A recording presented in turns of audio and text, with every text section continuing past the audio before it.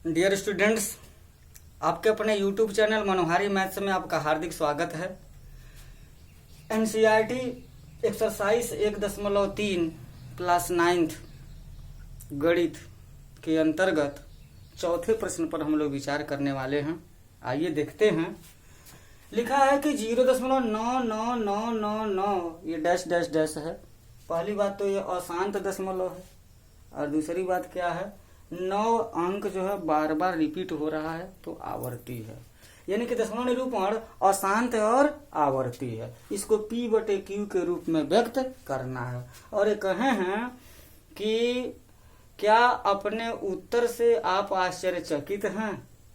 तो देखते हैं क्या आश्चर्य की बात आती है यहाँ। अभी पहले तो नहीं पता है, तो सबसे पहले हम क्या करेंगे, यहाँ मान लेंगे वही नियम। मान लिया कि x बराबर 0.999 ऐसे हो गया, समीकरण नंबर 1 हो गया।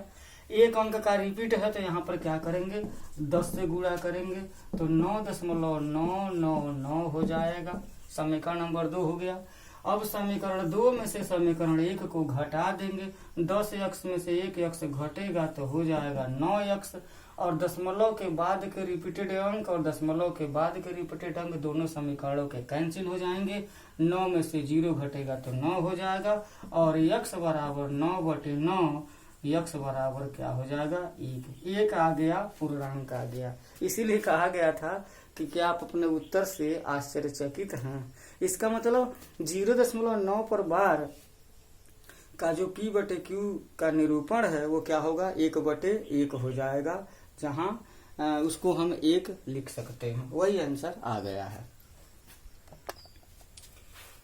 यहाँ 5वां प्रश्न है, 1/17 के दशमलव प्रसार में अंकों के पुनरावृत्ति खंड में अंकों की अधिकतम संख्या क्या हो सकती है?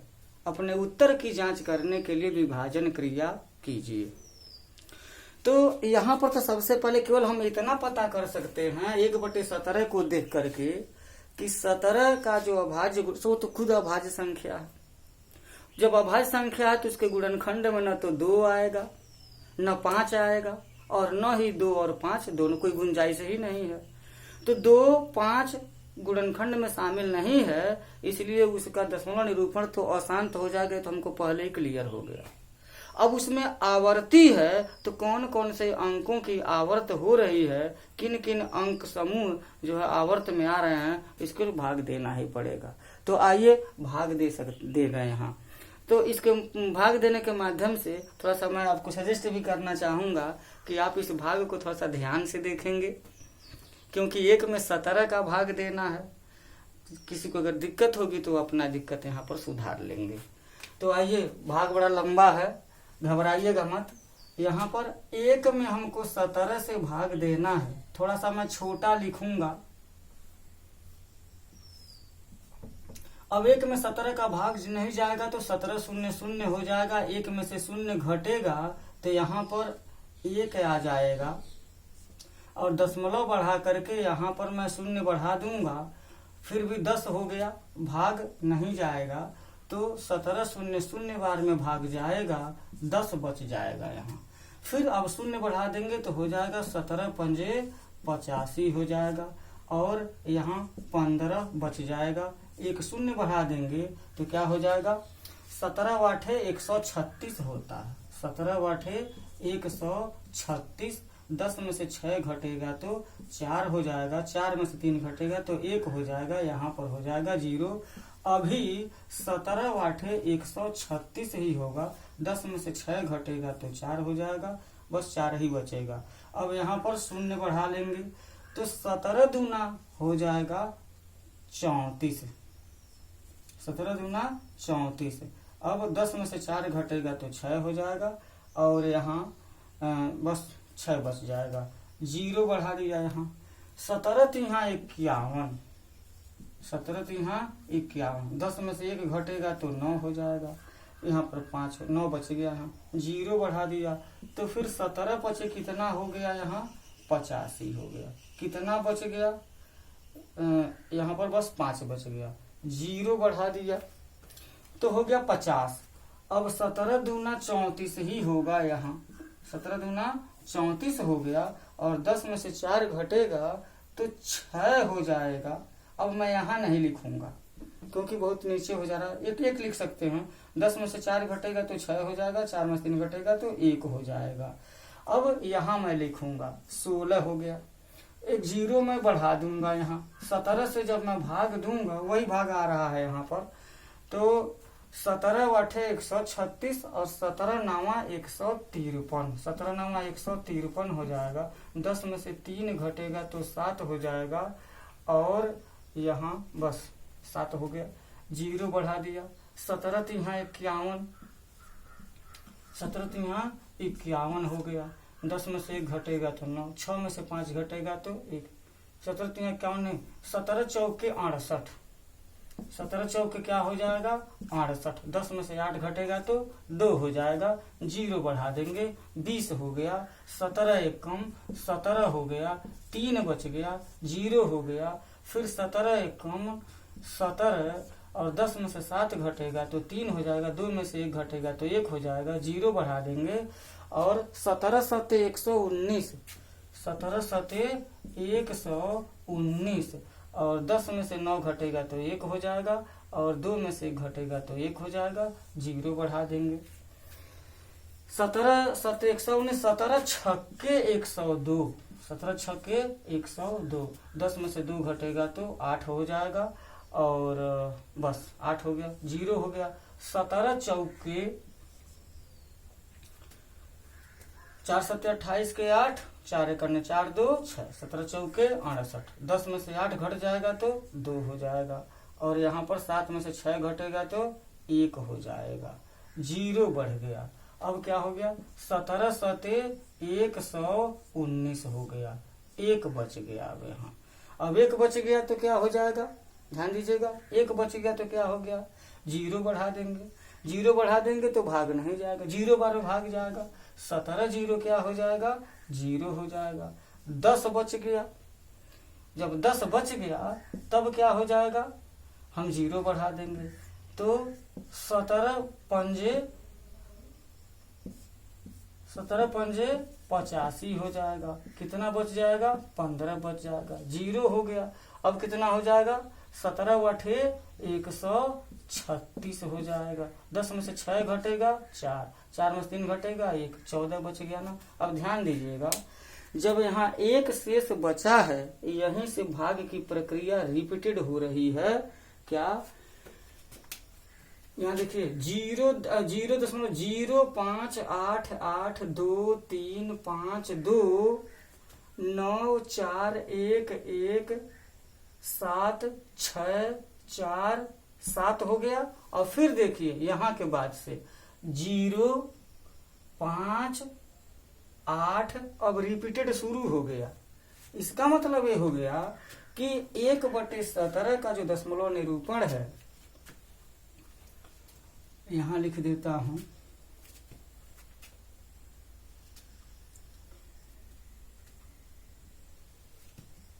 एक बटे 17 का दशमलव निरूपण क्या हो जाएगा, यहां पर मैं मिटा देता हूं, कोई जरूरी नहीं, समझ में तो आ ही गया होगा।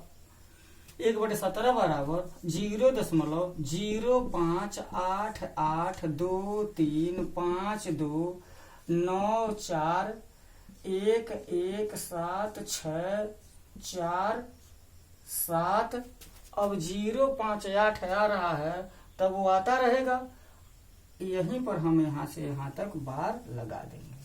यानी कि जो हमारे रिपीटेड हैं वो 0.088235294117 यानी कि 1 2 3 4 5 6 7 8 9 10 11 12 13 14 15 16 अंकों की यहाँ पर पुनरावृत्ति है। तो 1/17 का दशमलव निरूपण क्या हो जाएगा, अशांत हो जाएगा और आवर्ती हो जाएगा। आइए अगला प्रश्न है, प्रश्न नंबर 7वां। अनावसानी अनावर्ती कह रहे हैं कि 3 ऐसे दशमलव संख्याएं लिखिए जो अनावसानी हो और अनावर्ती हो। तो अनावसानी और अनावर्ती हिंदी में, अंग्रेजी में तो याद करना आसान हो जाता है, लेकिन हिंदी में थोड़ा सा आपके लिए कठिन लगता होगा। अनावसानी क्या है, वही है अनावसानी, नॉन टर्मिनेटिंग, अशांत। अशांत को ही अनावसानी कहते हैं। और अनावर्ती का मतलब नॉन रिपीटिंग कहिए या नॉन रिक्यूरिंग कहिए। तो यहाँ पर 3 संख्याएं लिख दिया गया है, 1.4 1 4 2 1 3 5 6 2 3 7 3 0 9 5 और डैश डैश डैश है। ये और भी आगे बढ़ रहे हैं, इसलिए क्या है, अशांत है या अनावसानी है। और एक अंक या अंकों का एक समूह या संख्या समूह वो रिपीट नहीं हो रहा है, इसलिए वो क्या है, अनावर्ती है या नॉन रिपीटिंग है या नॉन रिक्यूरिंग है। ये याद करिए, ये करड़ी में 2 का मान है। जब 2 का वर्गमूल हम भाग विधि से निकालेंगे तो यही अंक आएंगे और वो क्या होगा, नॉन टर्मिनेटिंग, नॉन रिपीटेड। यहाँ 3.14192653535 डैश डैश डैश है। ये भी क्या है, अशांत है और अनावर्ती है। और याद करिए ये पाई का मान है। पाई का मान कैसे निकला होगा, थोड़ा सा इस पर विचार कर लेते हैं। आइए ये देखिए, जैसे मान लीजिए कि यह वृत्त है, वृत्त है यह, और यह इसका केंद्र से हो करके एक रेखा जा रही है। तो इस रेखा को क्या कहते हैं, व्यास कहते हैं। और जब व्यास, और इसको क्या कहा जाता है, परिधि या सरकमफेरेंस कहा जाता है। तो होता है सूत्र परिधि बराबर, या ऐसे कहिए पाई गुणे व्यास बराबर होता है परिधि। ऐसा सूत्र का प्रयोग हम करते हैं। तो ये सूत्र कहाँ से आया है, अब देखिए, वृत्त चाहे छोटा हो चाहे वृत्त बड़ा हो, कितना भी बड़ा, उसकी त्रिज्या पर निर्भर करती है। वृत्त का जो सरकमफेरेंस है या वृत्त की जो डायमीटर है, वृत्त का क्षेत्रफल है, वो सब के सब उसके त्रिज्या पर निर्भर करते हैं। तो वृत्त छोटा हो चाहे बड़ा हो, उसकी परिधि तो होगी और व्यास भी होगी। त्रिज्या का दुगना व्यास होता है। तो किसी भी वृत्त के परिधि में उसके व्यास से भाग दे दिया जाए तो कोई अंक आएगा। छोटा वृत्त हो चाहे इतने बड़े वृत्त के परिधि में इसके व्यास से भाग दिया जाए, इतने बड़े वृत्त के परिधि में इसके व्यास से भाग दिया जाए, या उससे छोटे वृत्त के परिधि में उसके व्यास से भाग दिया जाए, या बहुत बड़े वृत्त के परिधि में उसके व्यास से भाग दिया जाए, तो हम क्या पाएंगे यह कि किसी वृत्त के परिधि और व्यास का जो अनुपात है, रेशियो है, वो कांस्टेंट होता है। कांस्टेंट क्या होता है, हमेशा 3.141592653 इसी तरीके से वो आएगा।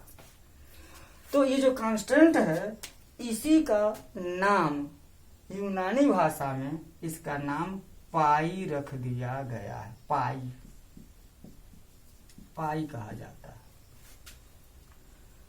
और एक मजेदार बात बताएं, जब वृत्त की परिधि निकालते हैं, व्यास निकालते हैं या क्षेत्रफल निकालते हैं, तो पाई का मान आता है। और पाई का मान भरते कितना है, पाई का मान हम भरते हैं 22/7। अब यहाँ पर एक बड़ी रोचक तथ्य है। 22/7 क्या है, 22 P/Q के रूप में लिखा है, जहाँ P और Q क्या है, एलिमेंट ऑफ I है, और उसके बाद से Q is not equal to 0 है। इसका मतलब वो परिमेय संख्या है। 22/7 परिमेय संख्या है। और यहीं पर पाई का मान यहाँ पर देख रहे हैं लिखा गया है, अशांत है और अनावर्ती है। इसका मतलब वो क्या है, अपरिमेय संख्या है। तो पाई अपरिमेय संख्या है, अब 22/7 क्या है, परिमेय संख्या है। तो एक परिमेय संख्या एक अपरिमेय संख्या परिमेय संख्या के बराबर कैसे हो गई, दोनों एक साथ कैसे संभव है, एक टाइम पर कैसे संभव है। तो इसमें पाई का मान 22/7 होता नहीं है। पाई का मान देखा जाए तो 3.14, दशमलव के 2 स्थान तक इसका मान 14 आया है।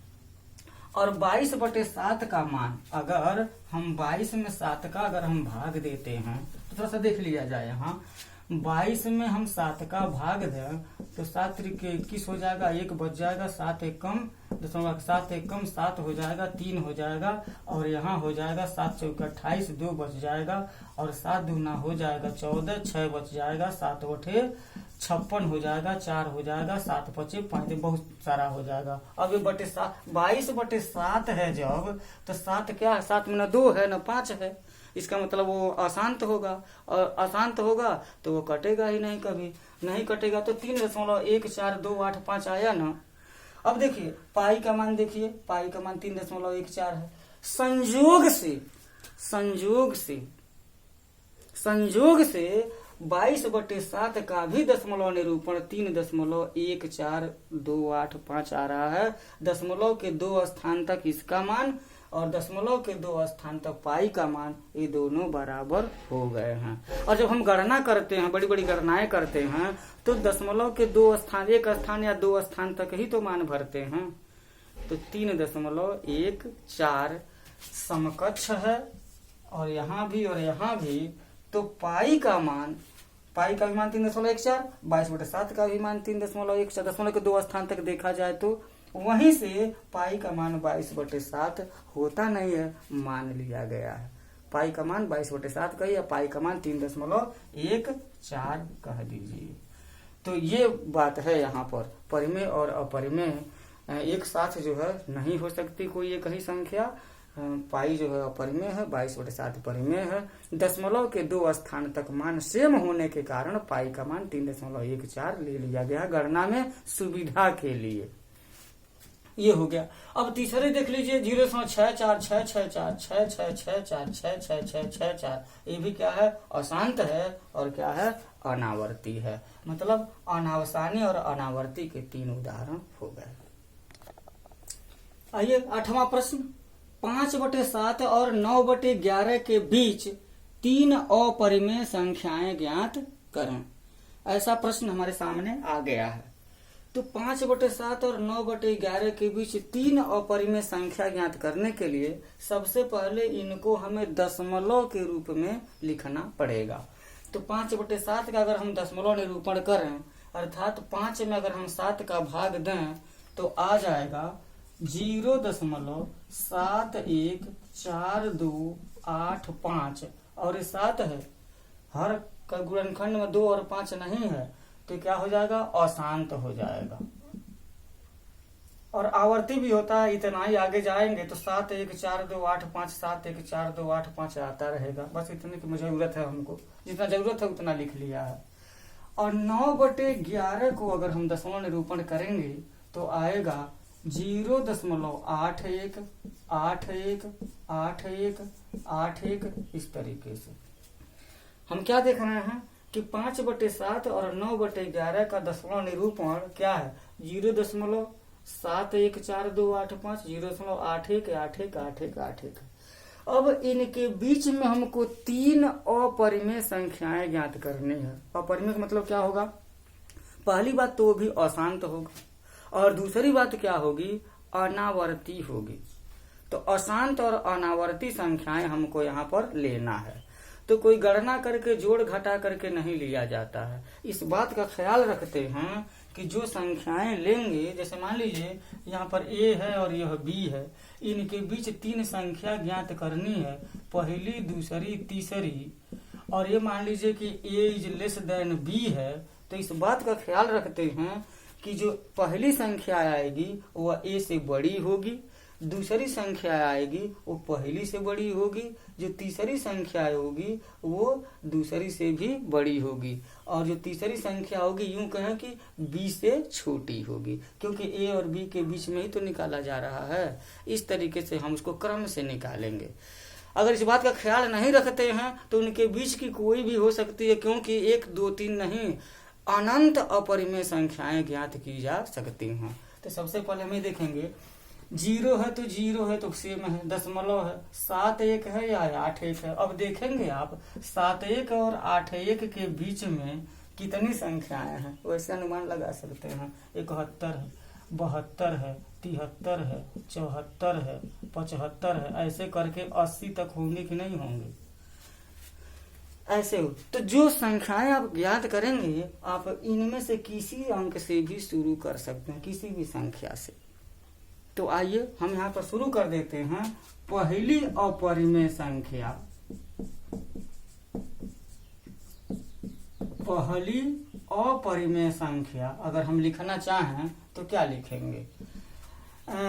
0.71 है, तो एक लिख भी सकते हैं, लेकिन अब यहाँ पर 4 है तो उसको हम अगर 7 1 5 कर देते हैं, 7 1 5 कर देते हैं तो संख्या इससे बड़ी हो जाएगी कि नहीं बड़ी हो जाएगी? क्योंकि हजारावां स्थान यहाँ पर 4 है और हम हजारावां स्थान अगर 5 ले लेते हैं तो संख्या इससे क्या हो जाएगी? बड़ी हो जाएगी।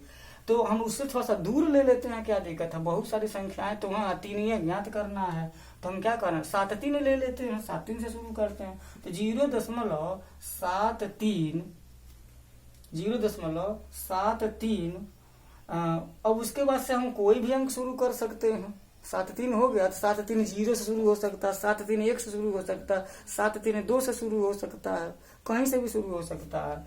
तो 0.73 अगर हम 1 करें तो फिर लिख सकते हैं यहाँ पर 3 1 है, फिर हम लिख सकते हैं 3 3 1 कर सकते हैं, 3 3 3 1 कर सकते हैं, 3 3 3 1 कर सकते हैं, इस तरीके का। तो क्या हो गया? ये अशांत हो गया और अनावर्ती हो गया। दूसरी अपरिमेय संख्या क्या ज्ञात कर सकते हैं? 0.76 ले लीजिए, 7 6 3 ले लीजिए, उसके बाद से 4 ले लीजिए, तो क्या हो जाएगा?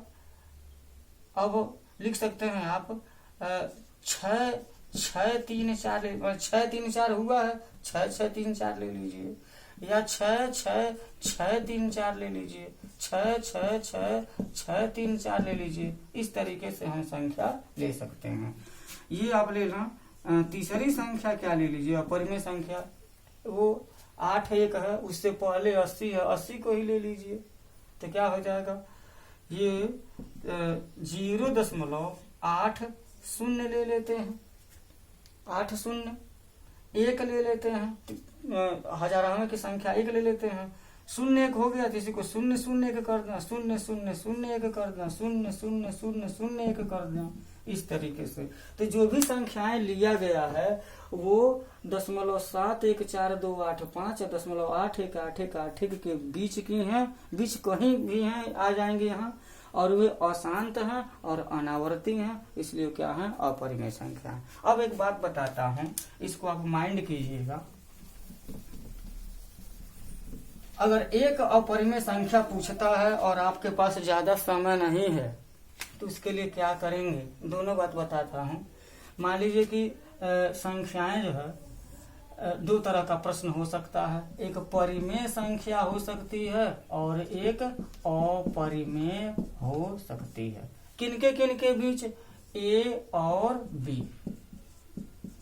तो ए और बी के बीच की जो पहली परिमेय संख्या होगी, ए और बी को जोड़ के 2 से भाग दे करके ज्ञात किया जा सकता है। लेकिन वहीं पर अपरिमेय कैसे ज्ञात करेंगे? मानिए कि हमको ए और बी ही दिए गए हों, तो पहली अपरिमेय संख्या ज्ञात करने के लिए इसको करणिम में ए बी कर देते हैं। परिमेय ज्ञात करने के लिए a + b/2 कर देंगे, और अपरिमेय ज्ञात करने के लिए क्या करेंगे? √ab कर देंगे। अगर आपके पास टाइम है तो ab का क्या कर लीजिए? वर्गमूल निकाल लीजिए भाग विधि से। दशमलव के 2 स्थान तक, 3 स्थान तक, 4 स्थान तक, 5 स्थान तक, समय अनुसार जो उसको आप निकाल सकते हैं, गलत नहीं होगा। तो प्यारे बच्चों, अब ये आपका 8वां प्रश्न पूरा हो गया। अब एक प्रश्न और बचा है, 9वां, उसे भी देखो। आइए देखते हैं प्रश्न नंबर 9वां। यहाँ पर संख्याएं दी गई हैं, बताना है कि परिमेय है कि अपरिमेय है। बहुत जल्दी हो जाएगा। तो करणिम में 23 है, 23 एक अभाज्य संख्या है। जब उसका हम भाग विधि से वर्गमूल निकालेंगे तो वो क्या होगा? अशांत हो जाएगा, अशांत होगा, और अशांत, और हमको लगता है वो अनावर्ती भी होगा, इसलिए वो क्या है? अपरिमेय है। करणी में 225 है, 225 का वर्गमूल 15 हो जाता है, इसलिए वो क्या हो जाएगा? परिमेय। 0.3796, यहाँ पर दशमलव निरूपण शांत हो गया है, इसकी वजह से यह क्या हो जाएगा, परिमेय हो जाएगा। 7.478478 डैश डैश डैश। पहली बात तो क्या है, अशांत है, और अशांत है तो यह 4 7 आया है, 4 7 आया है, 4 7 8 है, 4 7 8 4 7 8। हम क्या देख रहे हैं, दशमलव के बाद 4 7 8 4 7 8 है, तो क्या हो रहा है 4 7 8, यह आवर्त दशमलव में हो रहा है। अशांत तो है लेकिन आवर्त भी है, इसलिए क्या हो जाएगा, परिमेय हो जाएगा। 1.10100100001 ये हो जाएगा अपरिमेय, यह सीधे सीधे दिख रहा है। तो डियर स्टूडेंट्स, ये आपका प्रश्नावली एनसीईआरटी एक्सरसाइज 1.3 समाप्त हुआ। जो भी नियम बताए गए हैं उनको आप देखिए, सुनिए, जानिए, समझिए। अपने बुक को एक बार नहीं कई बार हल कीजिए। अपने पास से कुछ भिन्न लेकर के दशमलव निरूपण निकालिए। ऐसे से संख्याएं लीजिए जिसमें गुणनखंड केवल 2 हो, केवल 5 हो, 2 और 5 दोनों हो। इनके अतिरिक्त 3, 5, 7, 11, 13 इस तरह की अभाज्य संख्याएं भी इसमें शामिल हों। और डिसीजन लीजिए कि उनका दशमलव निरूपण शांत है, अशांत है। अशांत है तो आवर्ती है कि अनावर्ती है, वो परिमेय है कि अपरिमेय है। अपने मन से उसको जो मंथन कीजिए, चिंतन कीजिए, ज्ञान आपका बिल्कुल पुख्ता हो जाएगा। अपने वीडियो को देखा, इस वीडियो को लाइक कीजिए, शेयर कीजिए और अपने चैनल को सब्सक्राइब कीजिए, ताकि यहाँ से बनने वाले जो प्रश्न हैं, जो बताए गए जो नियम है, वो आपको नोटिफिकेशन के रूप में पहुँच सकें और आपको लाभ पहुँचा सकें। बहुत बहुत धन्यवाद।